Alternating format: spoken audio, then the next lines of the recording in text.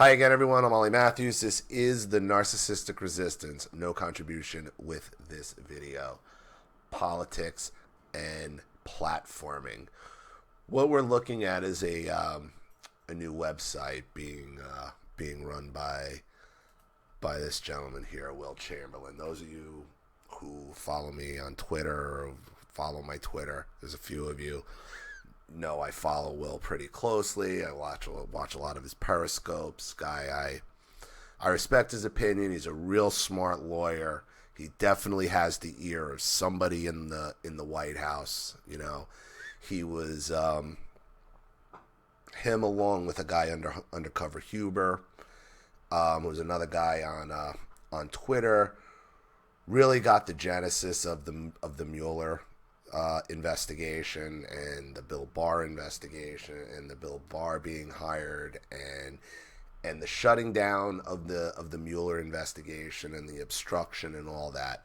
You know, he had it dead on what was going to happen. And, you know, smart guy, young guy, guy I like a lot. But he, along with Raheem Kassam, bought the rights to Human Events, and Human Events was a publication years ago. It was Ronald Reagan's favorite publication, and they've relaunched it. And in this website that I actually joined, there is a membership for it to become a founding father. It's $17.76 a month. Gives you access to their Discord, their internal chats, and all. It's really worth it, especially on days like today and what's going on this week on Facebook with the deplatforming. And Will, this is his second article on his website. Platform access is a civil right, and this is something I've been talking about. The demonetization. I've been talking about the deplatforming on this channel now since the 2016 elections. I've told you what I've seen, and I'm a small channel. This small channel, just under 25,000 subscribers, base, and you could see where they started messing with the algorithms right after the 2016 elections. It was there. So he put this article out. I wanted to give it a read on the channel because he nails some things. I mean, he's got it exactly right. When Lyndon Johnson was in Congress in the 1950s, he had 3 of his employees drive his car back from Washington to Austin at the end of every legislative session. That trip took his employees through the Deep South. In Johnson's telling, this went on for years without incident, and he was unaware of any issues with this trip. All 3 of his employees were black. One year he asked the 3 employees to take his dog, Beagle, back to Austin with him.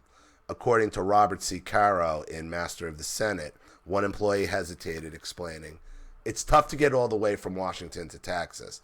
We drive for hours and hours, we get hungry, but there's no place on the road we can stop and go and eat. We drive some more. It gets pretty hot. We want to wash up, but the only bathroom we're allowed in is usually off the main highway. We keep going till night comes. Till we get so tired we can't stay awake anymore. We're ready to pull in. But it takes another hour or so to find a place to sleep. You see, what I'm saying is that a colored man's got enough trouble getting across the South on his own without having a dog along." In Johnson's telling, hearing this story was jarring enough to permanently convince him of the necessity of protecting his employees and every other African American from discrimination. To me, I'll be even honest, it's surprising to hear that from Johnson, knowing what Johnson said about black people, you know, getting them to vote for Democrat for the next 50 years. So it is a bit of a surprising stance that I didn't know he actually had back then. I mean, I knew he was part of the Civil Rights Act, obviously. Okay, but I also knew of his, you know, Johnson did have some deep-seated racism. He just did. I mean, that's a fact. And it should change the view of any holdout radical libertarian who still thinks that the Civil Rights Act of 1964 was unjust. Because you know what? Property rights are great, But that does not mean that we as a society had to let private restaurant owners and private hotel managers turn away customers because they were black. We didn't have to accept a world in which black people had to defecate on the side of the road because they weren't allowed to use a privately owned restroom. We as a society do not have to allow private companies to violate Americans' civil rights. Yesterday, Paul Joseph Watson, Laura Loomer, Alex Jones, Milo Yiannopoulos were permanently banned from Facebook and Instagram. And, you know, Milo, like, I don't agree with any bans, obviously. And the four of them, okay, the four of their bans are all ridiculous, okay? But even going by their ridiculous terms of service, could you say maybe Milo was violating terms of service? Yeah, technically, sure. But so does 90% of Twitter and everybody on social media. It's only the powerful, the only ones getting traction, that get banned. Milo, you know what he did with the Leslie Jones thing. They couldn't stand this following. Alex Jones, they blame him heavily for Trump winning. Heavily. He, unfortunately for Alex, and not even unfortunately, he made a mistake with the Sandy Hook thing. It was stupid. He apologized for it. He never, ever, ever told people to go to parents' houses and homes, and never, ever did that. If you could find video of it, I'll make a video and apologize. But he never did it, and he apologized. And let me tell you something. You telling me Alex Jones is any worse than what goes on CNN and MSNBC on a daily basis? Are you kidding me? As far as accuracy is concerned? Really? Laura Loomer? I mean, Laura Loomer is basically kicked off because she exposed that Ilhan Omar married her brother in an immigration fraud scam. That's what that's about. And now she's suing CARE, the Council of Islamic Relations, and she's involved in lawsuits, and now they want to kick her off everything. Paul Joseph Watson is absurd. It is an absurd banning, because not only is he popular, and yeah, can he be kind of coarse sometimes? Sure, but he has never, ever broken a term of service of any platform anywhere. He's not hateful. He doesn't talk about attacking anybody. He's smart. He's funny. He's popular. It is no term of service has he broken. And now he's gone.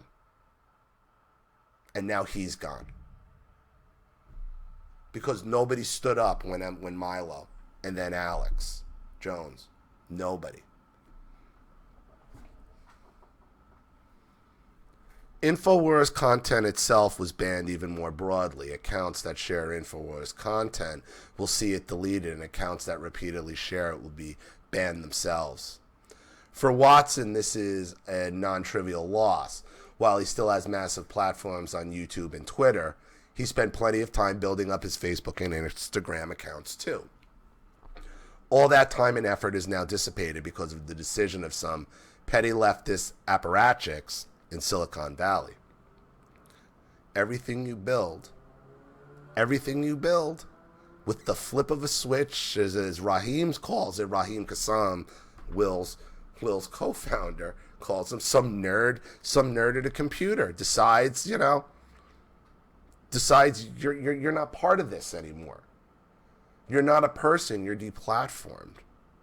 I mean, they're going so far now as they're making MasterCard board of directors vote on banning right-wing extremists. Who gets to decide? And for me personally, as a small YouTuber who survives on this, it's terrifying. And I understand now. I understand what they're talking about, of being scared into silence. Like I've heard about it, this slippery slope. It's like, and here it is. Like, even I'm terrified of making these videos at this point. because I know there's people against me as well. Is that we all have trolls. Anybody who puts themselves out there on the internet like this is going to have trolls.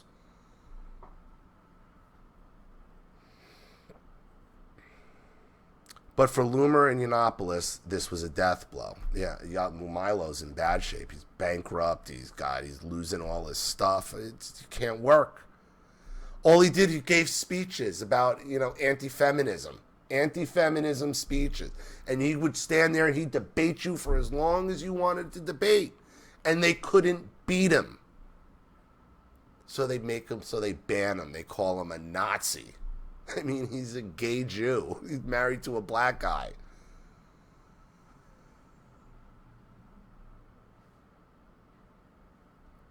This is where my societal narcissism.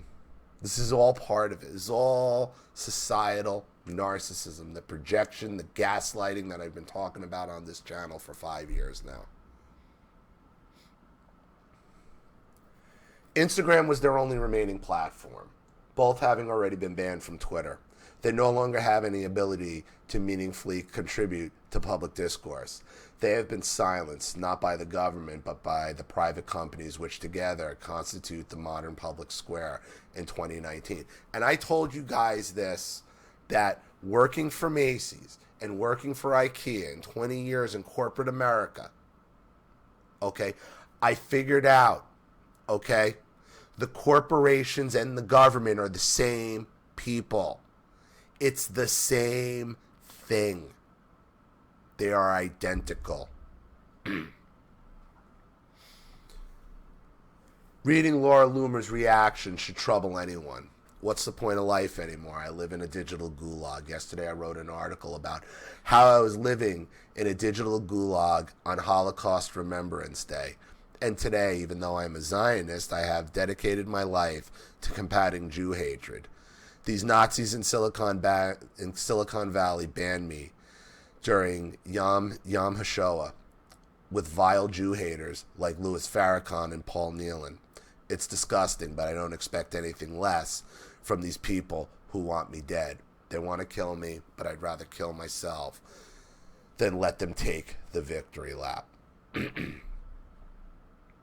That's what she texted. I think she's okay. Now, a critic might argue that Loomer's First Amendment rights haven't been violated because she could always go to a public park and scream into the ether. That's true. Lyndon Johnson's black employees could also sleep in their cars, too. Platform access is a civil right. You should now have the same right to speak on Facebook, Twitter, and Instagram as you do in a public park. You should now have the same right to speak on Facebook, Twitter. This is not the current state of the law. The Supreme Court has made it clear that the First Amendment does not prevent private actors from restricting speech, except in rare circumstances. And no current legislation recognizes platform access as a civil right. This is aspirational. It's what the law should be. Free speech is more than the First Amendment, which only protects you from the government infringing on your rights. In 2019, that is woefully inadequate. Access to the large social media platforms, Facebook, Twitter, and Instagram, is a prerequisite to meaningful speech in 2019. Of course it is. Now that employers are asking for your Twitter account and your Facebook account, and you're not on it, like they are putting you in a digital gulag, in a digital ghetto. Who are the real fascists? Who are the real communists? I've been telling you, everything they accuse you of, they are. Societal narcissism, gaslighting, all the tenets are there, and it all comes from the same place. The left.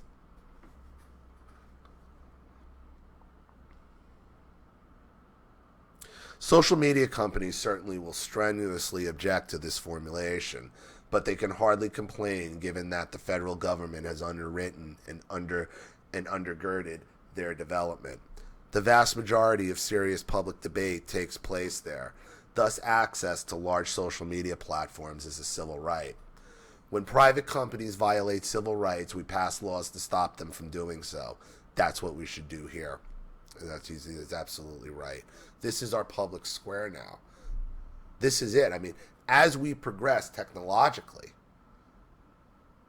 doesn't the public square progress? Of course it does. Of course it does. Conservatives should focus on passing legislation at both the state and federal levels that protects all citizens' access to large social media platforms on civil grounds. Access should be forfeitable only if one engages in unlawful speech on a platform. Exactly. If a large social media company wrongfully denies you access to or removes you from their platform, or you should be able to walk into court, get an injunction against the company that forces them to restore your account, and be rewarded substantial statutory damages, which I think is what Gavin's doing by suing, Laura's doing, because if they are able, I believe if they're able to prove they've been aggrieved and kicked off unceremoniously, they are going to be awarded substantial statutory damages. It's tortious interference. They're taking away your right to your ability to make a living. They're trying to take away your ability. They're kicking you out. Chase Bank is kicking you out if you got the wrong political ideas. MasterCard is taking a vote to ban far-right actors. Well, who decides? What's far-right enough?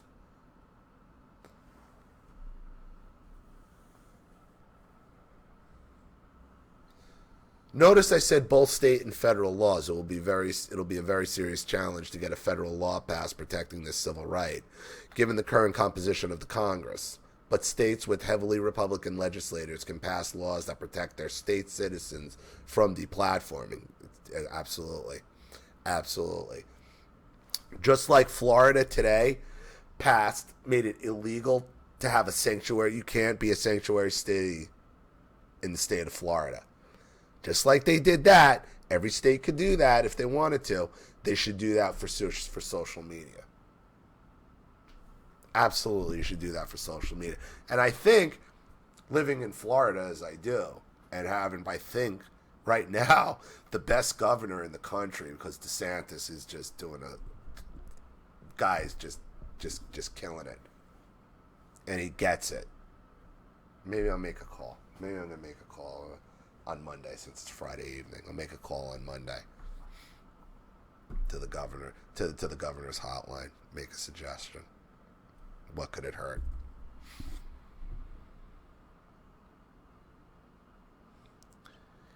And if they do so, Facebook, Twitter, and Google will have to comply if they want to keep doing business in that state. In response to proposals like this, establishment conservatives have been rallying around their favorite argument of all time, the slippery slope. For example, here's this from the Washington Examiner's Tiana Lowe. I read this tweet. I actually commented on. I got into a discussion on this tweet on Will's page. Serious question to conservatives who want the government to regulate social media. What do you do when the GOP loses control of the White House and Congress? That day will come, even if only temporarily. When it does, do you want President AOC appointing the regulators? This argument comes up routinely in any discussion about the merits of regulating big tech companies. The problem, it's facile. If Democrats retake the White House, they can't constitutionally use laws like the one I proposed above to constrain speech. First Amendment law is a one-way ratchet. If a regulator tried to twist the civil rights in such a way that they were constraining speech, you could walk into a district court anywhere in the country and get an injunction forcing them to stop. The recently decided Supreme Court case, Packingham versus North Carolina, is instructive here. In that case, Lester Packingham, a North Carolina resident and registered sex offender, posted to Facebook about an experience in traffic court. North Carolina had a law banning registered sex offenders from using social media sites. Packingham demonstrates what happens when governments try to use regulation to try to restrict access to social media sites. The facts of Packingham are pretty simple. the government of North Carolina, for perfectly sensible reasons, passed a law that prohibited convicted sex offenders from using social media.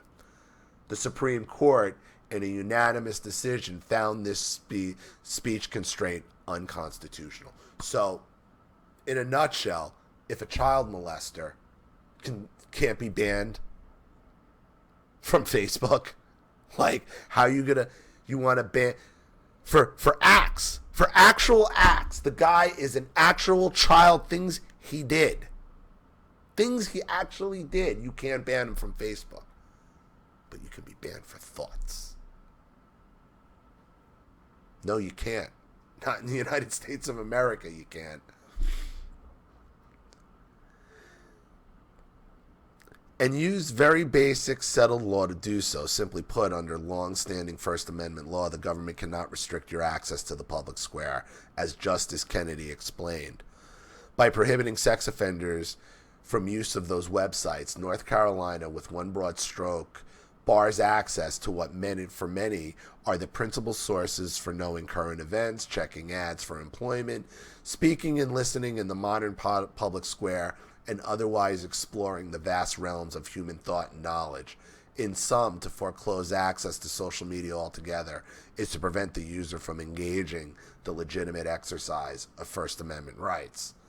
So here we have it, the unanimous Supreme Court decision holding that the First Amendment prohibits federal and state governments from restricting your access to social media. Right. But the loophole is, but these are private companies. Tell that to the black guys driving through the South in the 60s, right? Well, you could just sleep in your car, right? North Carolina's law was clearly well-intentioned. They were trying to protect children from sex offenders by keeping those sex offenders off social media.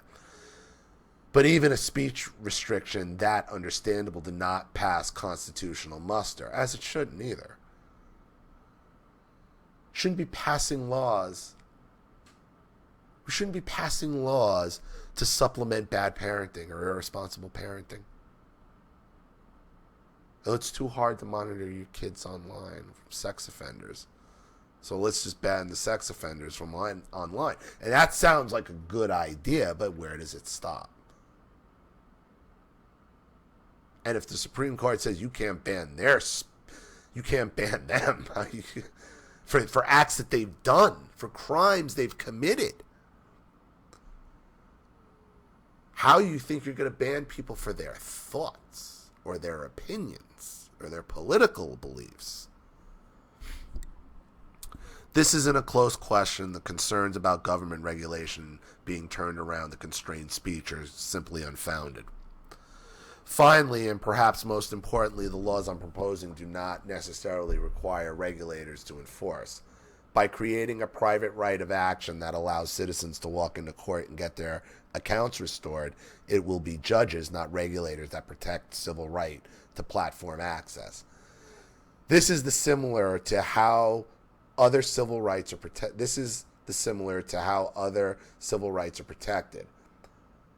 While there are regulators that try to stop civil rights violations ex ante, much of the regulation is done through ex post litigation. I see very few conservatives complaining about courts' ability to issue injunctions and impose fines to remedy racial discrimination. Another example is the Telephone Consumer Protection Act of 1991, TCPA, which imposes restriction on telephone solicitations, automated text messages, and the use of auto dialing systems. While the FTC does not regulate based on this statute, one of the primary mechanisms of enforcement is litigation. The TCPA created a private right of action for consumers who are the target of unlawful phone calls and texts. That right of action allows private citizens both injunctive relief and statutory damages. Would conservatives say that the TCPA, signed into law by George H.W. Bush, is unacceptable interference into the free market, or that we have to worry about what Democrats will do with power to regulate telemarketers? Obviously not. Conservatives should frame the deplatforming as a civil rights issue, because it is one. And Republicans in friendly state legislatures should pass laws protecting that civil right, because they can. Conservative objections to this plan are peacetime objections, and we are not at peace. No, we are not. Excellent article, and he's right. I mean, this is a civil rights issue. And look, the deplatforming is terrifying, and nothing happens in a bubble, and nothing is coincidental. And like I said, I've been very worried for my own channel. I've been, because I could see what's happening. I could see me being throttled down every day. And just to show you just another example, these guys were banned, yesterday, the day before? Okay? Last 2 videos I posted. Not suitable, confirmed. Not suitable, confirmed. I know I'm part of that right-wing algorithm. I know it. And I know it's only a matter of time before they get to me. See, what it seems like they're doing is they're using Gavin McInnes as the main hate monger because he was labeled by the SPLC, even though he's suing. And it seems they're getting these people, if they've interviewed him and they're able to connect to him, and this is what they're doing. By 6 degrees of separation, this is how they're going to deplatform everybody. They're going to get to all of us unless we fight back. It's already starting on my channel. Yeah, here we go again with the demonetization. Last 2 videos. Okay? Today's video was trying to talk somebody out of killing themselves. And that's not suitable. There was no cursing. There was nothing over the top. I was trying to talk to somebody who was talking about suicide, much like Laura Loomer. And that's not acceptable. And yesterday, narcissistic abuse turns you into everyone's side chick. That was a metaphor. I don't even think anybody... But yet, these 2 videos are confirmed. And they don't tell you why. You just get an email. They don't tell you why. Fine, tell me what I did wrong. Tell me what's wrong. Tell me what I've done. Nope. Nope. Nope. This is... Will's right. We're at war, and I've been telling you we're at war. And you want to know how you know we're at war? Because Google and YouTube lost, $70 billion with a B.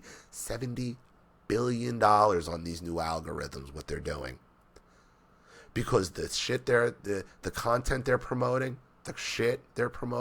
nobody's watching it. They're not getting the clicks. That means the advertisers aren't getting the views. They're not getting the revenue. And they're losing money hand over fist. And they don't care. They don't care. The Mueller investigation didn't turn out the way they wanted. They can't get Trump out. They got nobody who can beat him other than Tulsi Gabbard.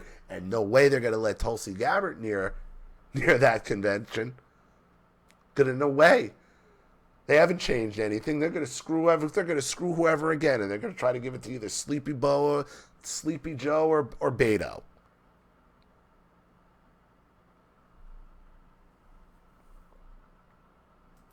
If we don't fight, if we don't support each other, you're going to come to my channel one day and it's going to be gone. It's going to be gone. The people not only mind anybody you follow who doesn't follow the corporate line, who doesn't follow the SJW line, whatever you want to call it, whatever we know, the left-wing media mainstream mantra, they are coming for us. They're coming for all of us. They are bullying these companies into submission to the point where MasterCard is taking a vote to kick off anybody who's they just define as extreme right. Who makes that decision? PayPal kicking you off. Well, if I lose PayPal, what do I do? What do we do?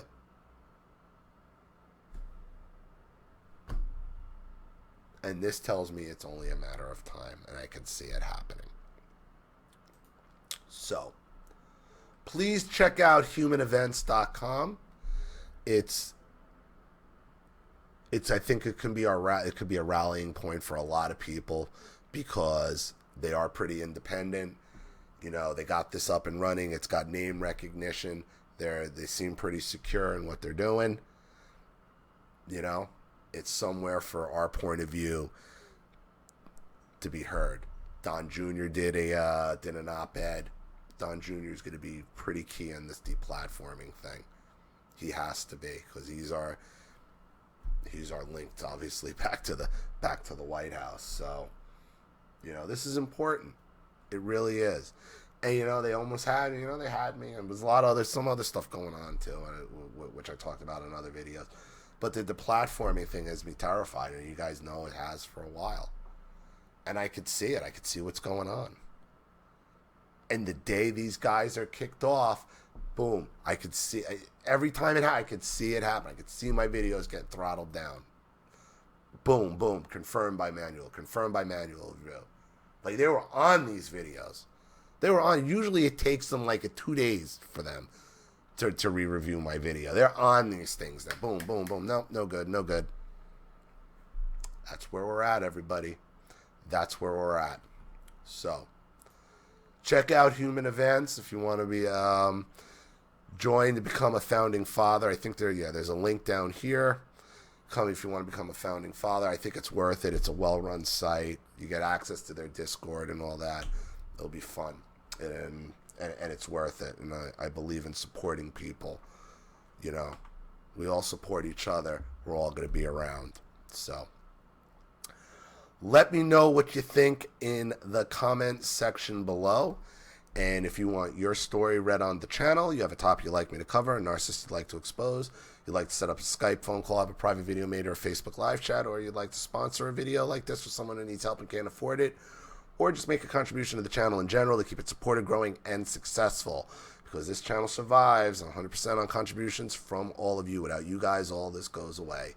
So if you like what you see here and you want to see more videos like this, you know what to do with the PayPal and email links in the description box. Also, please like and share this video wherever you can. Subscribe to my channel if you haven't. And be sure to click the subscription bell to be notified of all my video uploads. I'm Ollie Matthews. This has been The Narcissistic Resistance. Take care.